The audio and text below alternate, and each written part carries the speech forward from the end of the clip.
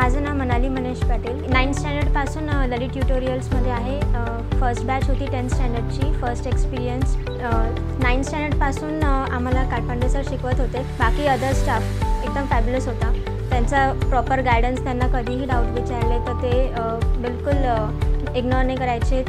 Exam starts व्हायच्या 10 days बिफोरपर्यंत आमच्या classes होते. खूप भरपूर प्रॅक्टिस घेतली होती त्यांनी आणि खूप छान एक्सपिरियन्स होता त्या सगळ्यांसोबत. थँकफुल आहे आम्ही ललित ट्युटोरियल्ससाठी ट्युशन घेतली. माझी मुलगी आधीपासूनच अगदी मेहनती होती, तिच्यामध्ये करण्याची जिद्द होती. माझा फक्त तिला सपोर्ट होता की बेटा तुला काय करायचं ते तू कर. आणि ललित सरांकडे ती होती. सरांनी पर्सनली त्यांच्याकडे लक्ष दिलं, वैयक्तिक समजून घेतलं. बाकीचा स्टाफ ललित सरांकडे ती होती. सरांनी पण पर्सनली त्यांच्याकडे लक्ष द्यायचे. फोनवर विचारलं तरीच वैयक्तिक समजून. माझी मुलगी मनाली, हिला आता SSC एक्झाममध्ये 93% मिळाले आणि आम्ही तिच्या ह्या यशाबद्दल अत्यंत आनंदी आहोत.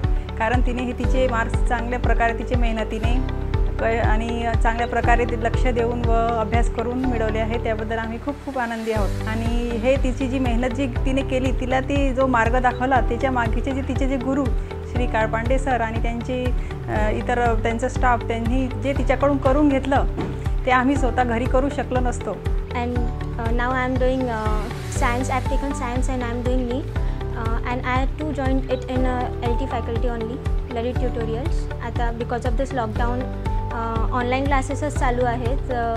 त्यामुळे ऑनलाईन क्लासेस पण असं वाटत नाही की आपण घरी बसलो आहे, किंवा बऱ्याच लोकांना वाटते की ऑनलाईन क्लासेस आहे कसं होत असेल, मुलांना शिकता येत नसेल, प्रॉब्लेम्स येत असतील. Systematic work, discipline is the most biggest factor which is needed here.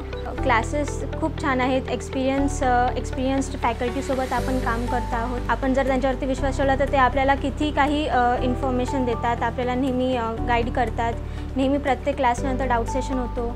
किती सारे मुलं जे कधी म्हणजे बेझिझक होऊन ते विचारतात. जसं जितकं क्लासमध्ये नाही झालं असतं तितकं इथे चांगलं होते.